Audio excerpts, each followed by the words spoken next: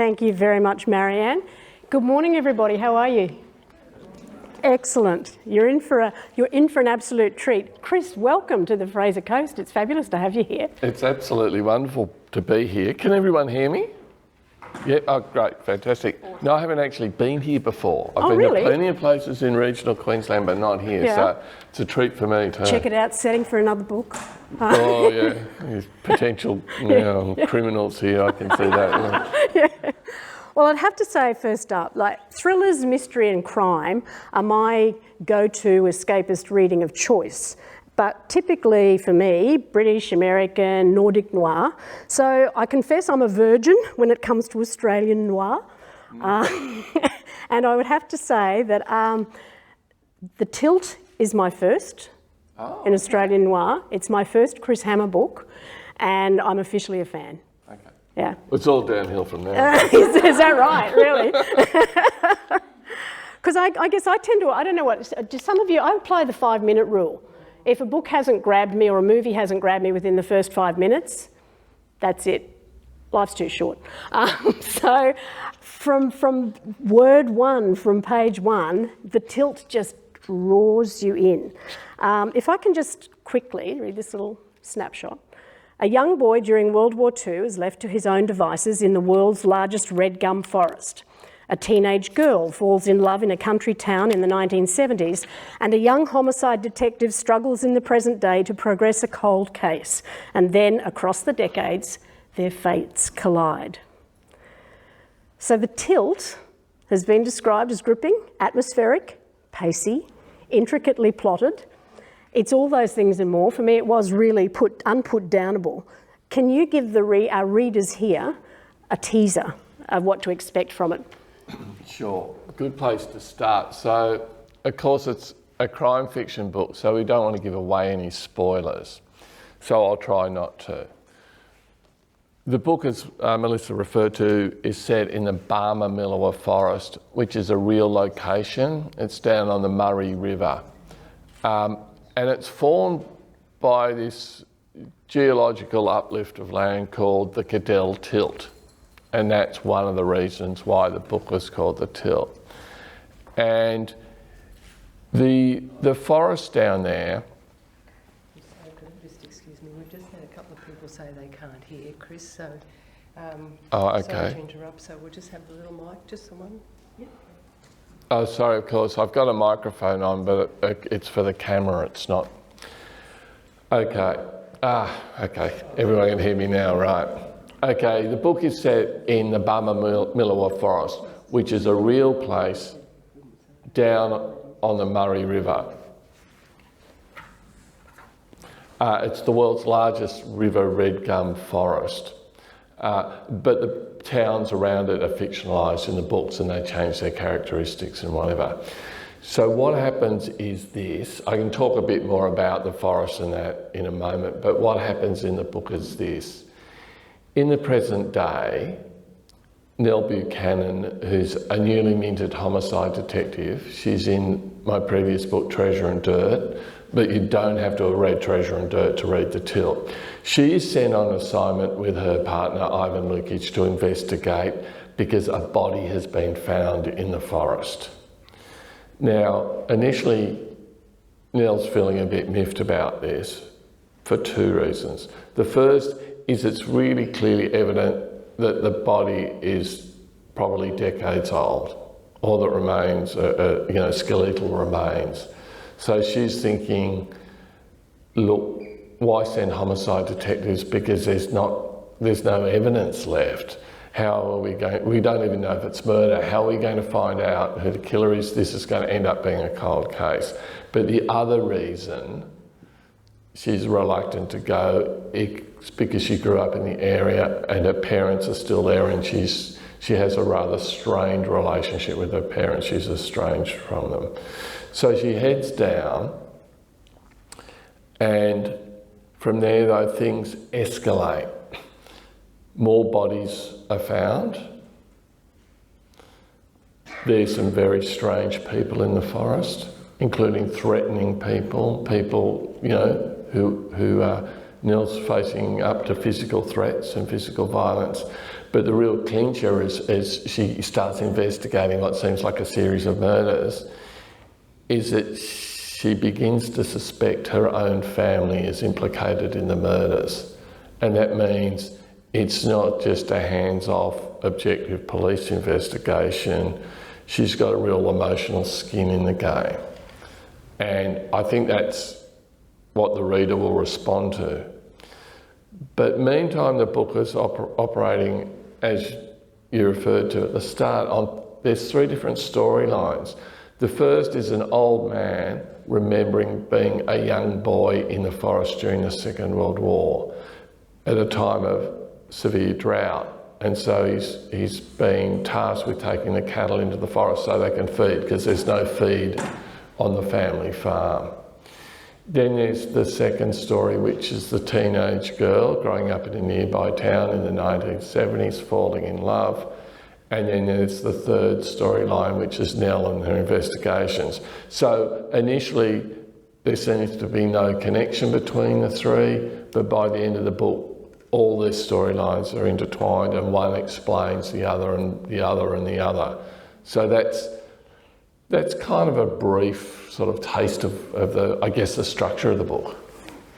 Well, speaking of that, you very skillfully blend flashbacks and all those historical and geographical and contemporary elements and preserve the context of the story. As an author, how hard is that to do? Oh, it's actually pretty tricky. So my first book, Scrublands, and some of you might have read it, the structure of it's very simple. There's a very dramatic prologue. A priest shoots 5 people. Then the book proper starts with the arrival of Martin Scarsden in the town, and he investigates what happens essentially. And it's one point of view, it's Martin, it begins at the beginning and ends at the end. This book though has got the 3 different points of view and the 3 different timelines, and you know, you keep sort of alternating or running through the different points of view. So as the author there, it's kind of tricky, because you need to have stuff happening all the time in all 3 storylines. You can't have one storyline just sort of treading water for a while. So there is, and I was lucky it kind of all came together in the end. There's lots of rewriting to do, but yeah, I got there in the end. So I'm very happy with the way it turned out. You know, fingers crossed that this will continue with future books. Wonderful. The thing that stuck with me, it's rife with historic intrigue, small town dramas, fractured families, long-held secrets, and an impressive body count. You'd actually give Midsummer a run for their money. But it's a really evocative and realistic depiction of life in a small country town. It's wonderful to see a book that pays tribute to that, because it's something that's so often overlooked. It's a part of Australia that's so often overlooked. Yeah, look, I'll give you a bit of context about how I came to set the book there. Back in 2008, 2009, right at the peak of the millennial drought that was just so severe, particularly in southeast Australia, I'd been working as an environment reporter, a political reporter for The Age, but in the Canberra Press Gallery. And I got an opportunity to write a book about what was really happening out in the Murray-Darling. So I travelled the whole length of the river system, from the headwaters up in Queensland, all the way down to the lower lakes down South Australia. I spent a week out on the Hay Plain in an irrigation town that had no water. That essentially was the setting for Scrublands. But I also spent a week in the Barmah-Millawa forest, because it was in crisis too, because the water was so scarce, they were turning off tributaries. There was a real fear that Adelaide could run out of drinking water. And so there was no water for the forest, and it was dying. But I met this one environmentalist, and he was explaining what the forest had once been like, and it seemed at that time as if maybe it would never be again. And that was before they put all the dams and the weirs and everything in. The forest was actually a forest for about 9 months of the year and a wetlands for the other 3 months, because the Cadell tilt had blocked the river. It's a very shallow bit where the Murray changed the course of the Murray River and split it up into a kind of delta. But where the Murray passes over the tilt, it's called the Barmer Choke, and it restricts how much water can flow in the river. If more water goes down, it spills into the forest, and that's why the forest is there. And there's creeks that run not into the river, but out of the river into the forest. And now they've got little dams on them called regulators. So the authorities, back in the day, they put them in to make sure no water was wasted on the environment, but just flowed through to South Australia. So this guy, Russell, had explained to me what a magical place could be and when it was flooded, but I just couldn't imagine it. But now in this past few La Nina years, there's so much water in the Murray, it is spilling, and they have opened up those dams, and there's water in the forest. So I went down and had a look, and it's just teeming with bird life. It's the most magical place. So imagine like something like the Florida Everglades, but without alligators and with big towering gum trees. And as soon as I saw it, I went, right, well, that's my next book sorted. That's the location for my next book. And sure enough. Now, when I did that book, it's called The River, and it's published in 2010, I met this old guy who's, unfortunately, he's now died, called Tim Mannion. And he was a local historian, head of the local historical society. But he told me the story about when he was an 11-year-old boy during the Second World War in the drought, he'd taken the family cattle into, and they had to camp in the forest himself, and described a bit of what it was like. And that gave me the seed of the idea for the character Jimmy in the book. And the forest was very different in those days. It was very industrious. There were sleeper cutters. They exported more than 1 million sleepers to India. So the railways of British India were laid on the hardwood coming out of the forest. There were prisoner of war camps in there working. There was cutting timber for the war effort, but also there was this new industry that just cropped up, charcoal burning, because petrol was at such a premium because the war, the oil imports were being blocked. What petrol there was going to the military, but someone had worked out you can run cars off charcoal. Like, who knew? You put in your warming up and it emits enough gas, like methane, I guess, that you can run a car off it. Not particularly efficient, but so the forest was very populated. So most of the story, of course, with the young lad Jimmy has got nothing to do with the real person Tim Mannion. But I read books and histories, and that all came together. So it's a very different forest back then. And then the 1970s is a different era as well, in the way the forest and why the society works and the way teenagers behave, and the music of the era, that sort of thing. So that informed the story as well. And then in the present day forest, which is now mainly a national park, there are some, out on the periphery where there's private land, there's some small holdings, and you do get people who've essentially escaped the city. So you get preppers there, people who are preparing for the biblical end or nuclear war or whatever it is. And I've also slipped some other more menacing people in there and some anti-vaxxers and whatever. So the setting of and they all play a role in the story. You've got the forest, but it's very different in the 3 different eras. And that ends up, what I'm trying to do, I guess, is build a world and inviting the reader in.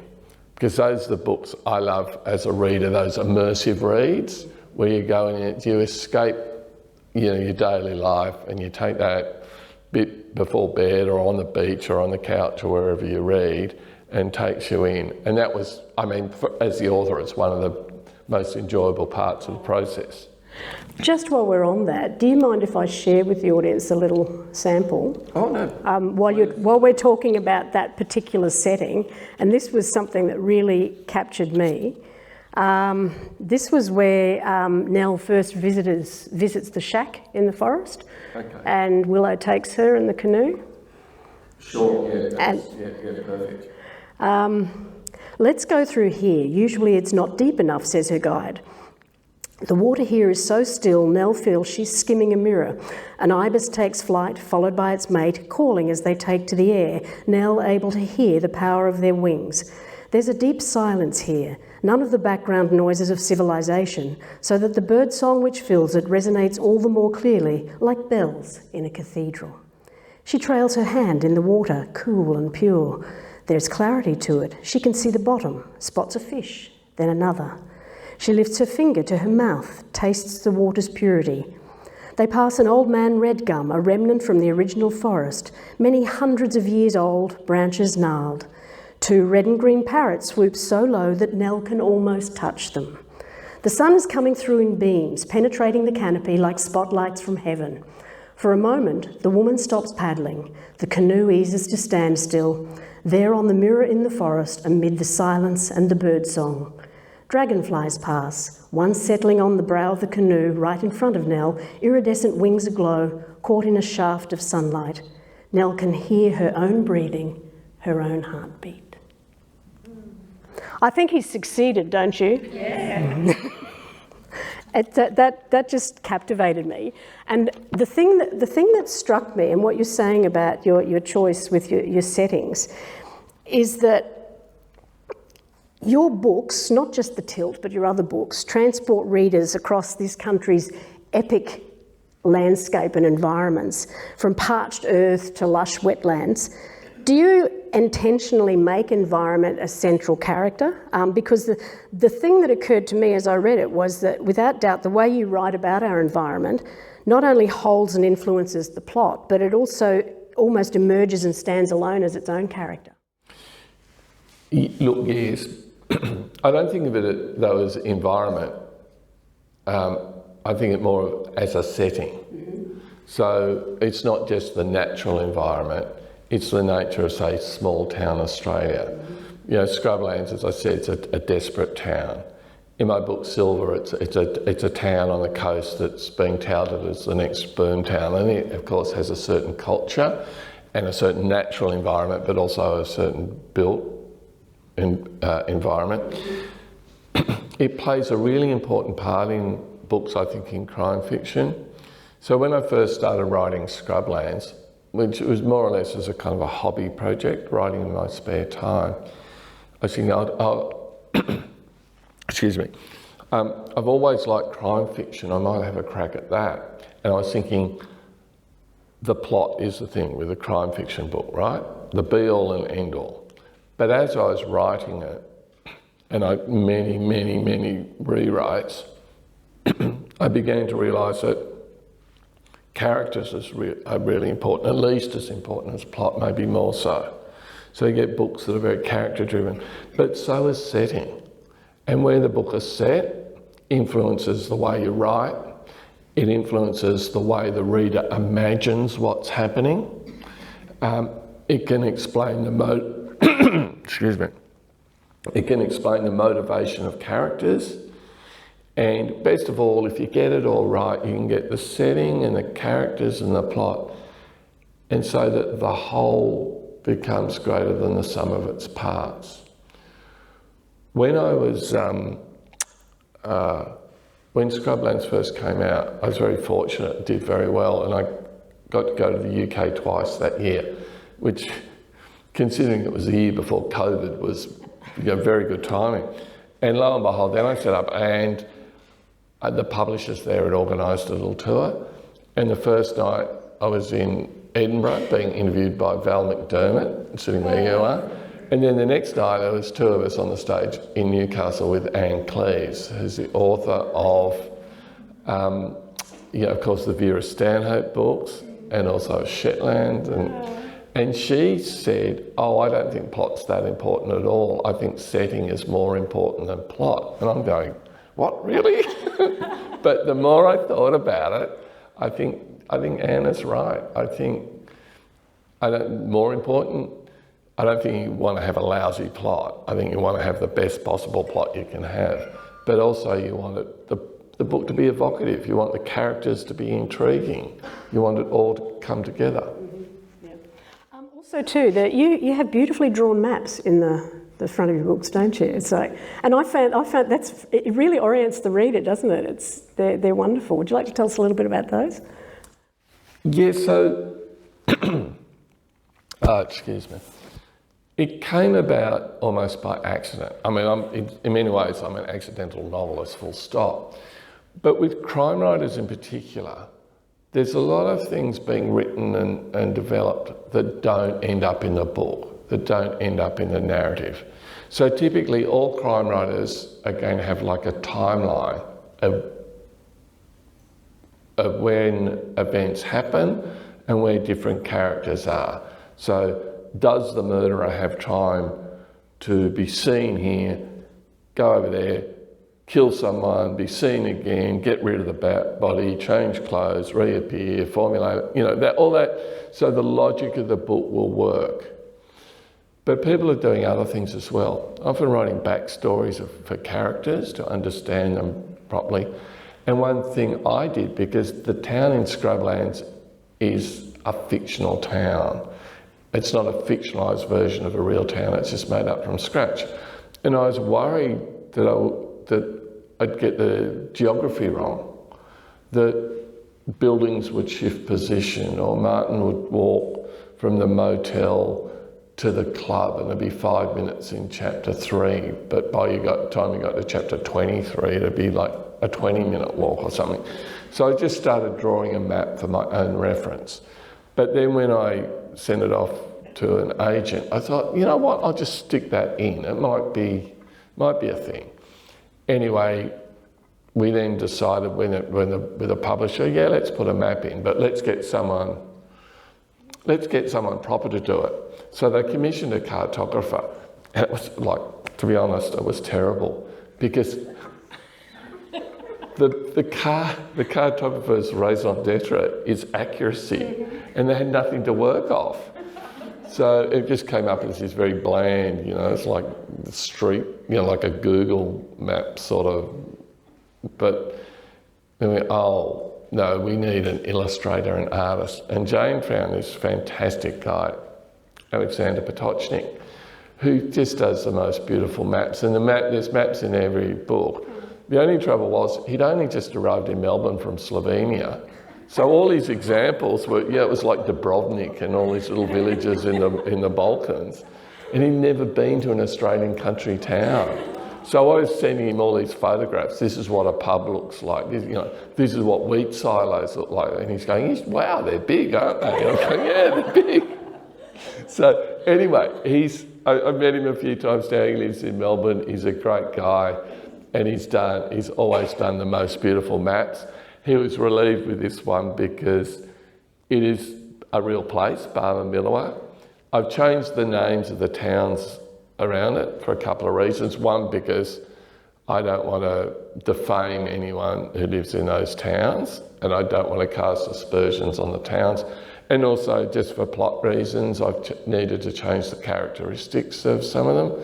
So there's a real town called Mathaura, which is too long in the book, looks different, and it's got a big, like a wrecking yard, a car yard, which the real town doesn't have. But anyway, he was quite relieved, Alex, because he could look at a real map and go, that's what it looks like. I love it.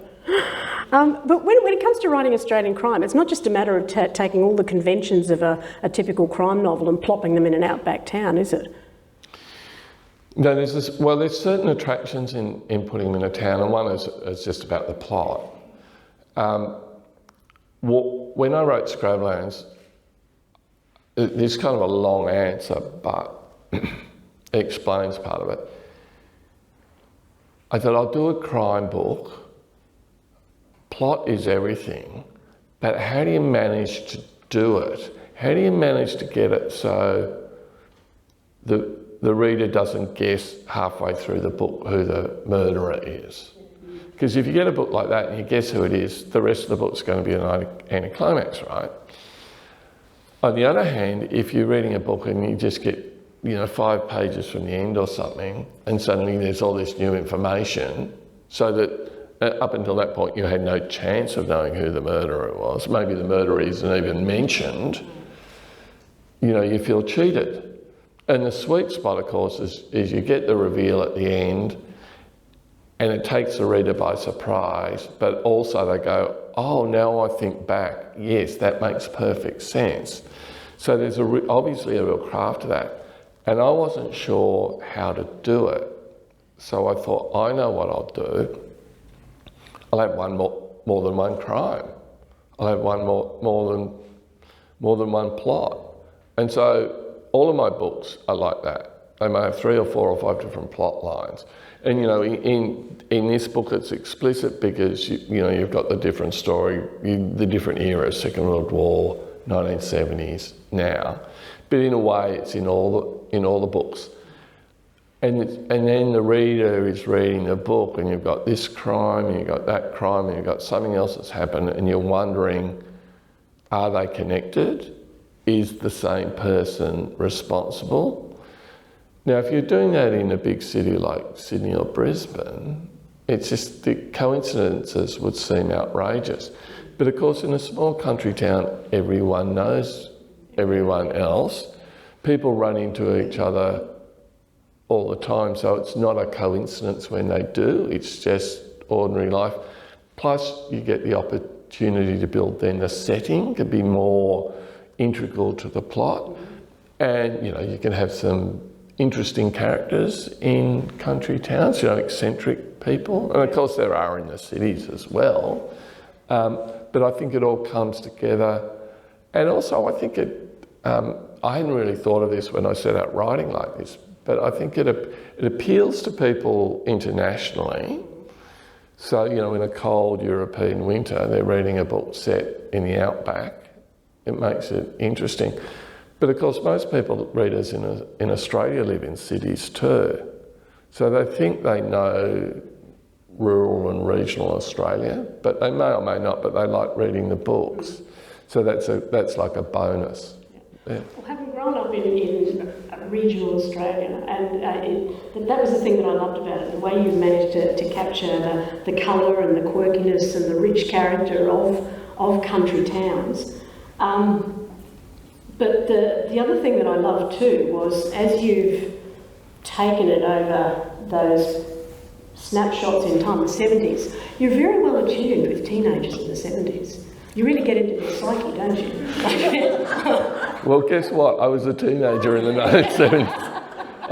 I'm not quite as old as Tessa in the book, but I've got an elder brother and an elder sister, and they were right into music. And it reminded me that music was so important, particularly, so I grew up in a small country town in the 60s and 70s called Canberra, which seriously was, well, let's say a big country town. But it was isolated, there was one TV station and, maybe one commercial radio station and one ABC station. The best you could hope for from the commercial station was a bit of top 40. So, and of course, late 60s, early 70s, music was changing so radically that the top 40 just wasn't covering it. Mm-hmm. And there was a big kind of a generational gap between the views of the youth then and of course my kids will tell me there still is, but music was a thing, and everyone was smoking and hitchhiking was common and all that sort of stuff. So it was kind of fun capturing that. And of course it's radically different from how the world felt in the Second World War, and radically different from what it feels like now. I mean, country towns and regional towns now are much more connected because of the internet. The world is just in some ways a smaller place. But it was fun to do, I tell you. I love the references to like the fact that he drove a Dado. Yeah. course he had a dado. And as you mentioned, the cinema and the musical, I did notice... And they go to a drive-in and stuff like that, right? And I did notice, though, that Johnny Farnham and Olivia didn't get a very good rap. I think lack talents was the term used. Yeah, there's this kid going, you wait, years' time, no one will know who they are. I think, though, the thing that you do love about the setting when you're reading the book is that it makes you smile because it was a simpler time, but at the same time it was tough, wasn't it? Yeah, well, the Second World War was self-evidently tough. Yeah. With all, there's rationing and there's black marketeering going on, there's black marketeers operating in a forest, people illegally catching birds and all that sort of thing. That's a different thing. But yeah, the 70s were pretty tough too. I think for country towns particularly, there's a whole set of things that people in those towns have to deal with that people in cities couldn't even conceive of. Yeah. Does that help you when you're choosing something like that as a setting to stretch the characters? In the situation, so there's a situation where the girl Tessa, her mother's ill, and so she needs to get medicine, but the only way to get medicine is to, get on a bike in the middle of a blazing heat wave and ride into the town, and it's innocent, and yet it's not nostalgic, put it that way. Yeah. So going back to some of your characters, Ian, the Tilt has a rich cast of characters. I particularly love some of the names you create. The musical theme for the Buchanans, then there's, can I say, Noel Tankard, who runs the pub. Yep. And Torrance Faithwaite, the Twitcher. Yes. And referring back to your Martin Scarsden books, his partner, Mandalay Blonde. Now there's a name. Yeah. So the Twitchers are in the forest now because, in the present day story, it's flooding and it's the most amazing bird life. And it's true, when I went down there and saw it, there are all these sort of strange, bird watchers who can be madly competitive. Who knew that bird watching was a competitive sport, right? And they're all trying to get the photo of the rare, breasted warbler or something like that. The names, right, so what happened is I'd written a book on the Murray-Darling and I wrote another book on the East Coast. They're non-fiction books. They're a bit like, they're called narrative non-fiction, so like travel writing. But I made they were well received, but I made no money out of them, so I had to go back and get a real job.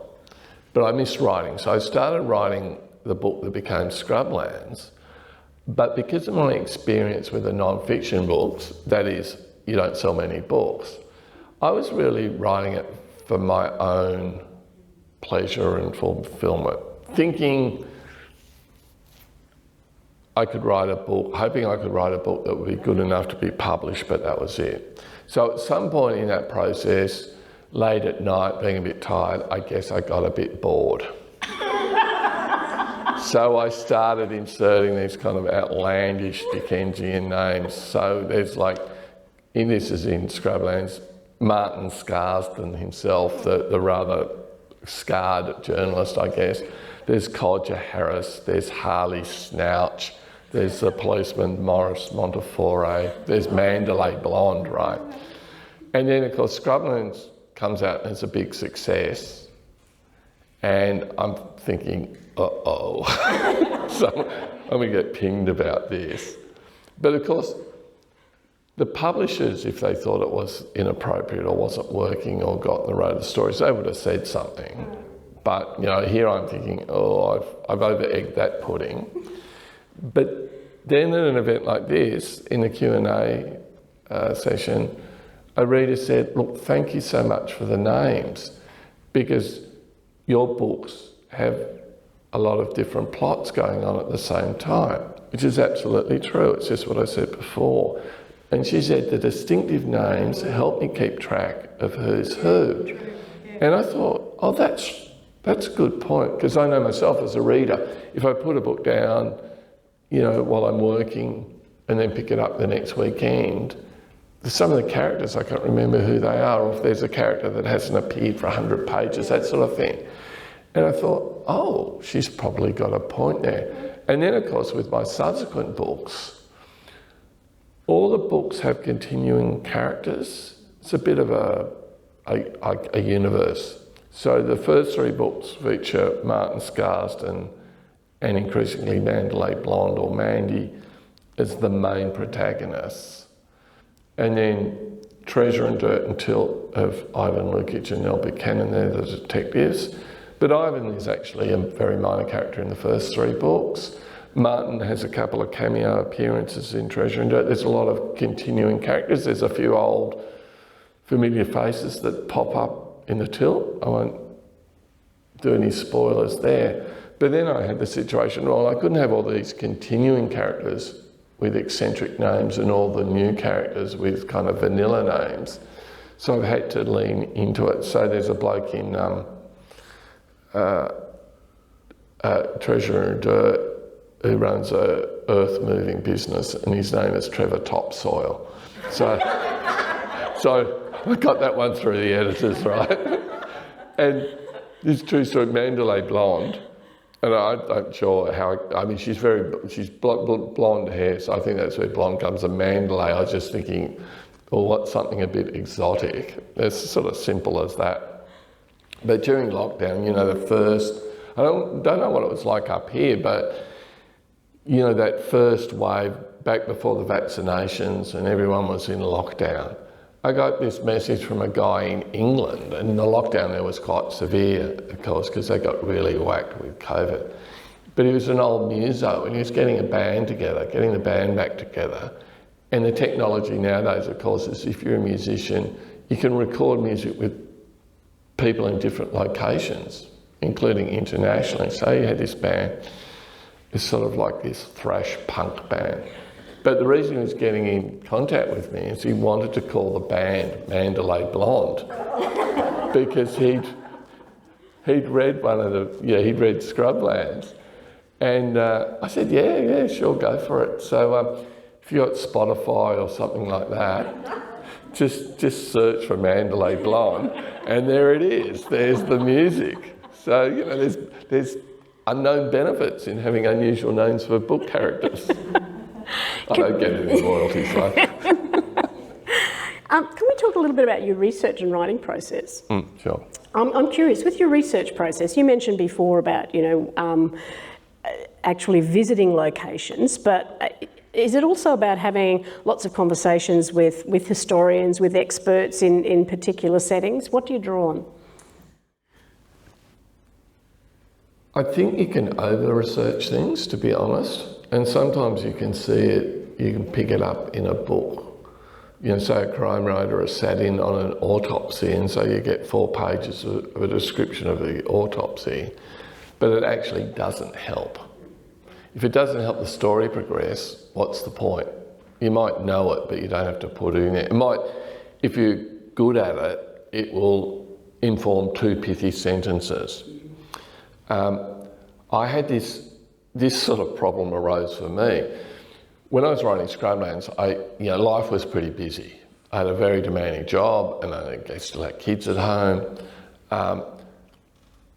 which is one of the reasons why I made Martin Scarsden a journalist, because I didn't have to research him. I didn't have to research his methods, because I'd been a journalist for 30 years, so I knew I had to develop his character, but how journalists operate, I knew very well. The trouble was, when I wrote Treasure and Dirt, I thought I'd give Martin and Mandy a rest. I thought, well, I can't have another journalist as a protagonist, because it'll just seem like, you know, Martin Scarsden light. So I went with the police officers, and then as I was writing it, it occurred to me, I'd never been a police reporter, I'd never been a court reporter. I went, but I had heard some writers who I respect say this thing about over-researching. And if you think about it, and certainly you don't want to have any clangers that are gonna get in the road of the story. And there's certain things, like apparently if you write crime in America, the gun culture is so pervasive that people, if you get the grip on the gun wrong or something like that, you get in all sorts of stripes. So you don't want that to happen. But if you think of pretty much any courtroom drama you've ever seen or read, they don't follow the rules of jurisprudence. I mean, I have sat in some, I have done some court reporting, and usually it's really boring. But, people swap around, they have the prosecution sum up last if they like. They have things said in front of the jury that would never be allowed to be said in front of the jury. You have judges intervening in ways that it would be illegal and it would go to appeals courts and they'd be censured for doing. But as long as the story is working, as long as it's believable, that's the main thing. So with Treasure and Dirt, I didn't over-research the police procedural stuff as I was writing. It was after I sort of finished a draft or two and knew where the holes were. Then I got in contact with a former homicide detective and took him through and said, is this possible? And things like, how do you get a warrant? How long does it take it? What sort of basis does you have to have? What's the rules with carrying guns? How does a police computer system work? So, if you check someone's number plate or ID, how does it work? How instantaneous? Well, it's really instantaneous. It's on their mobile phones, right? Which I thought it was a computer in the car, but, times move on. So there is a bit of research. I think in the more research I did was about the forest in the Second World War than actually about the police procedural stuff. But that, as a reader, that was really refreshing, because having read lots of crime novels, it was just so nice to read one where it was everything was still completely credible, but it didn't get bogged down in all the police procedural stuff. So there's a Australian crime writer called Candice Fox, and she has contacts in the police force or whatever that she checks stuff with, and her line is, I'm not asking if this is the way you would do it. I know it's not. What I'm asking is, however outlandish it might be, is there the remotest possibility that this could happen? And if they say yes, she goes, yes. So when it comes to the actual writing process, you've been a journalist for more than 30 years, foreign correspondent. You've obviously had to sit down and churn out stories in some pretty demanding locations. Does that make your work as an author easier? Look, I think it does in many ways. There's a few downsides of being a journalist, which is to do with journalistic language is journalese. It's often very mangled and full of cliches and just would not work in a narrative. There are things. One is I work everywhere. I'm very happy to work when I'm travelling, on trains, on buses. I mean, we just had a 2-hour drive up from Maroochydore and I was working. I wasn't writing, but I was doing some, other sort of paperworky sort of stuff and some video and stuff. But very happy just to sit in the car and work while wonderful Laura was driving. So I know writers who need to, they have their writing space, close the door, turn down the light, put on the music, and they find it hard to work anywhere else. So I can do that. Second thing coming from journalism, which I think is a real advantage, is just the knowledge you have to write. You can't wait for inspiration to write. As a journalist, you ring up your editor saying, I'm not going to write a story, I'm not feeling inspired. They can say, yes, you're not feeling very employable either. But what I find, and maybe this is helpful for any aspiring writers, some days I really don't feel like it, but I still do. And often these are the days when the best things come. And the inspiration doesn't lead to the writing leads to the inspiration. I'm sitting there, I'm working away, I'm struggling a bit, and then boom, I get a really good idea. And then 2 or 3 or 4 hours later, I'm going, wow, look at that, wow, where did that come from? That was fantastic. So that I'm also, it's not just self-discipline, it's more that I'm addicted to it. I like doing it. So if I don't write or think through, work on a book or whatever, I feel a bit like the jogger who hasn't had their daily jog. That's it.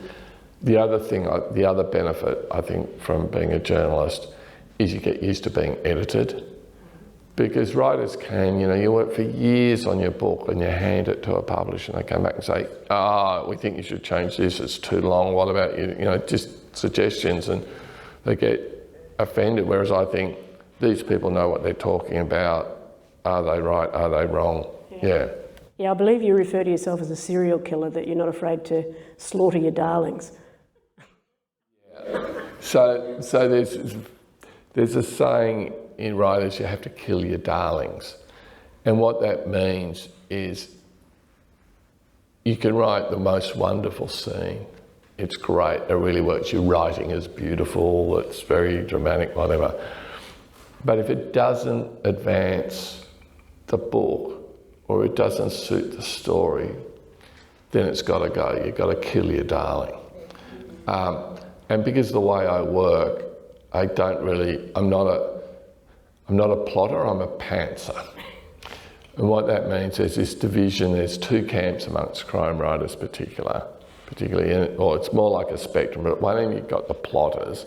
They plot everything out, often in huge detail. They'll write a treatment of 100 pages or 400 pages, something like that, map it all out in great detail, and then they'll start writing the narrative. And at the other end of the spectrum are the pantsers, and so-called because they write by the seat of their pants. They start writing a book with a seed of an idea, but they don't know where it's going to go. And because I'm like that, I write stuff, I go down blind alleys, so I might write a scene that's, really good as a scene, but then I go, oh no, that can't happen because of, and so it gets scrubbed. What I've learnt in the past few years, I don't really polish and edit and make it word perfect until I've got at least a first draft done and know I know I'm going to actually keep that passage. Because with Scrublands, I probably threw out, I reckon, more than 200,000 words. Wow. Seriously. I mean, I did 2 huge rewrites after I'd sent it to an agent.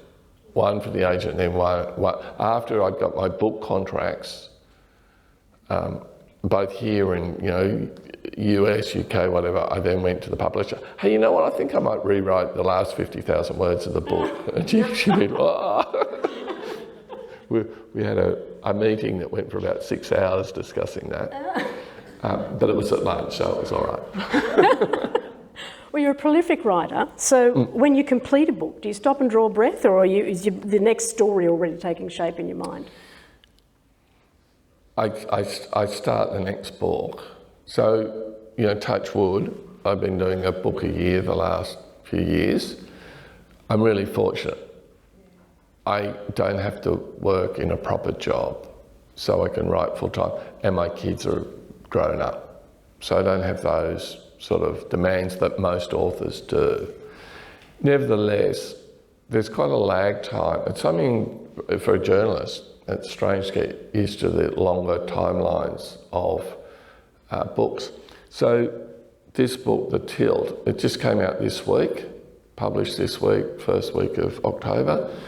My deadline to deliver the best possible draft I could do to the publishers was the end of February.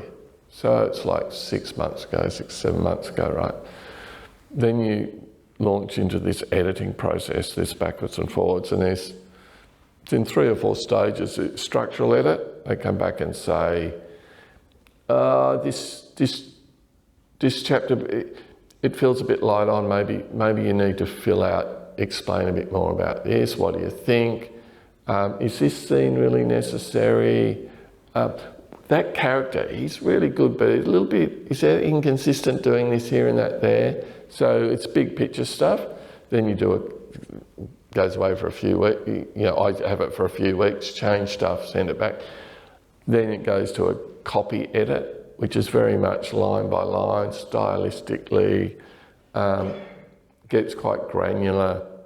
You've used this same word 200 pages ago, do you want to use it again? You know, There's people on YouTube who count things like that. Yeah. Well, you don't want it to, and you know, oh, there's a bit of pronoun confusion here. I'm not sure. When you say he, I'm not sure whether it's this or that, which as the writer you can be sort of blind to. You think it's crystal clear and they come back, so that's good. And then the last edit is the proof edit, by which time it's dotting I's, crossing T's, debating whether it should be a comma or a semicolon. It's pretty much done. So this book here, and this has got, see, it's got that yellow slash and that, and on the back it's got October. So this is an uncorrected proof. So they're already printing books before we're finished editing. That's to get it out. And so interviewers, reviewers, opinion leaders, booksellers in particular, they can read the book and go, oh, this is pretty lousy, we won't order as many of this, or oh, this has got potential. But even so, I've signed off on the last proof edit. It's the first week of July, so that's 3 months ago, because they need it completed, get the printing done, finalise typesetting, promotions, everything else. So I've got 3 months before the book comes out, and now I'm doing a month book tour, and then I'm meant to deliver the next manuscript at the end of February. So I'm not going to sit around for 3 months twiddling my thumbs. I need to get on to the next one. But also, the second reason, so that's just pure logistics, right? That's just sensible. But the other thing is, it's good psychologically, because it's, while I'm writing, while I'm editing, it's all fine. But once it's sort of more or less set in stone, the closer I get to publication date, I get really anxious. What will people think of it? Oh, are there any big gaps in the plot, in the logic? Oh, have I got something wrong? Have I confused different iterations, all that sort of thing. So to lessen that, I moved on to the next project. So if someone stands up and says, I read your book, I think it's lousy, I go, yeah, but wait till you see the next one, because that's going to be good. Chris, we're almost out of time. Speaking of the next one, any chance of a sneak peek into what you're working on next, or any characters we'll be seeing more of? Yeah, so I'm pretty sure it's going to be another Nell and Ivan book.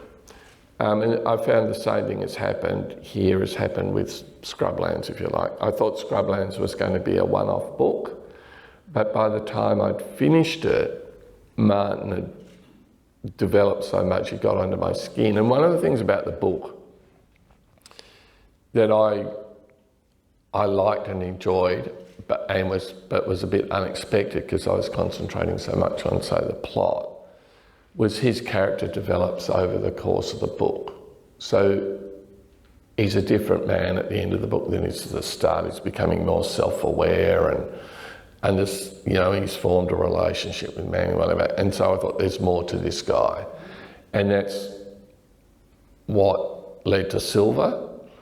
And then Trust is really about Mandy. There's more to Mandy. And then because I didn't know where else to take them, easy enough to think up crime stories, but what about the characters? I thought, I'll give them a break. I'll write a standalone book, Treasure and Dirt. But as I was writing that, they both, particularly Nell, got under my skin. I go, oh, she's a great character. There's more to take it. She's a gutsy character. She's gutsy. She doesn't take any shit. She stands up for herself. On the other hand, she's kind of vulnerable, and you know she does take things to heart.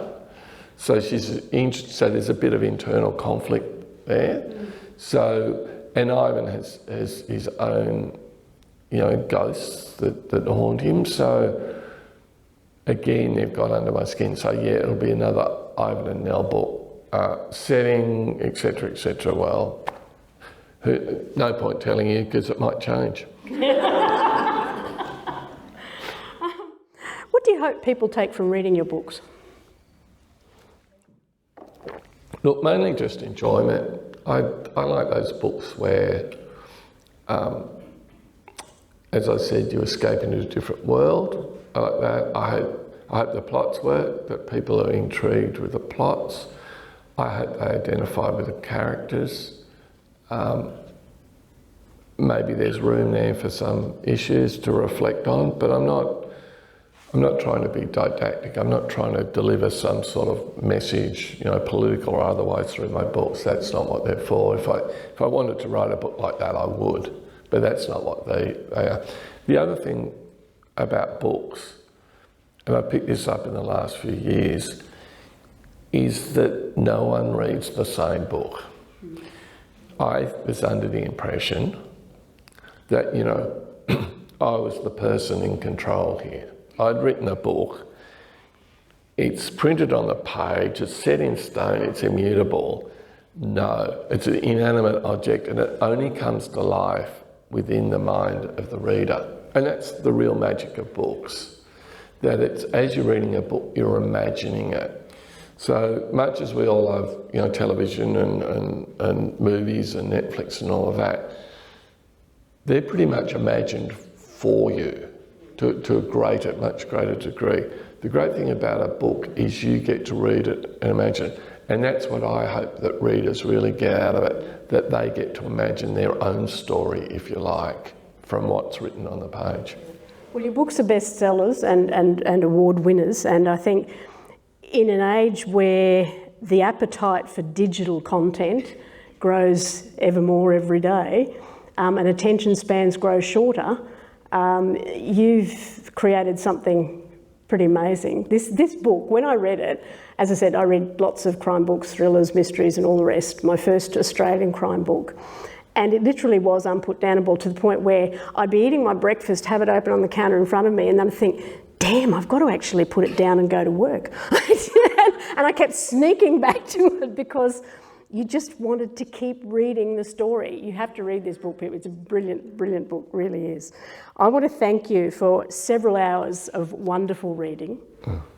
Can I just butt in? I know we're short on time. Australian crime writing is enjoying a real boom at the moment, a real renaissance. I think we were stuck in this situation where publishers didn't think Australian crime stories would sell. That readers like you didn't want to read Australian crime books, wanted to read Scandi noir and British crime and American crime. And because publishers thought that, they either didn't publish it, or if they did, they didn't promote it. And so it didn't sell. And because it didn't sell, they wouldn't publish or promote it. It was this vicious circle. And then Jane Harper's book, The Dry, came out in 2016. And I think it caught the industry by surprise. It was this massive success, not just here, but all around the world.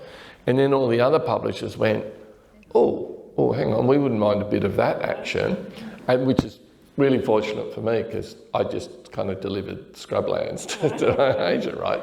So I wrote that way, but then there's a whole lot of new authors. And even just this year, I can think of 3 or 4 debut authors that have got exceptional books out.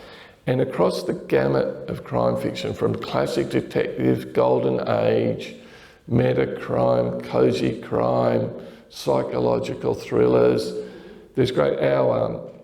My publisher, who's Jane Polferman, is probably the preeminent publisher of literary fiction in Australia, but she's got a soft spot for crime. She thought Allen and Unwin should run an unpublished manuscript prize for a debut crime thing. They got 430 entries. She had everyone in the whole, including Laura, reading manuscripts. The one that ran, Vicky Petrotti's The Unbelieved, it's a very strong book about violence in country towns. So there's some really great books. I'd recommend, if you go to your bookseller and say, I like to read some crime, but I'm into psychological drama, or I'm a bit more the cosy crime, or whatever, have a talk to them. And because I tell you, there'll be an Australian crime book that fits your particular taste. 2 final quick questions. Do you play favourites with your characters? Does Chris Hammer have a favourite character?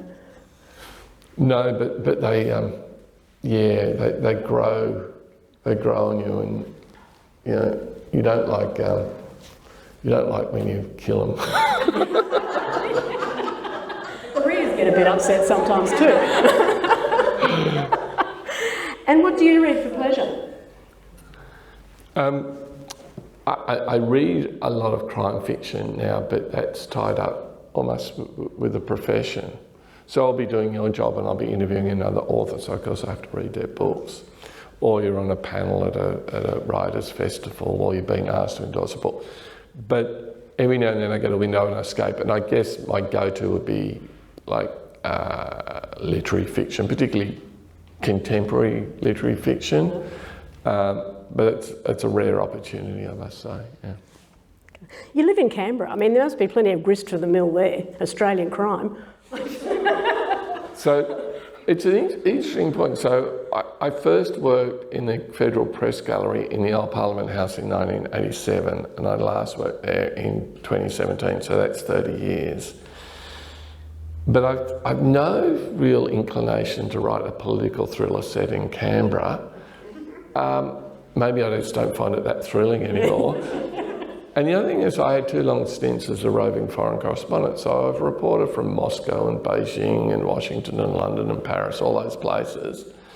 And maybe at some point I will do one of those espionage thriller type things, but it would be a real change of pace for me, because that's not what my books are about. My books are more about small town Australia and the characters and the eccentrics and whatever who live there. And as one of the eccentrics of one of those small towns, we thank you for it. Thank you.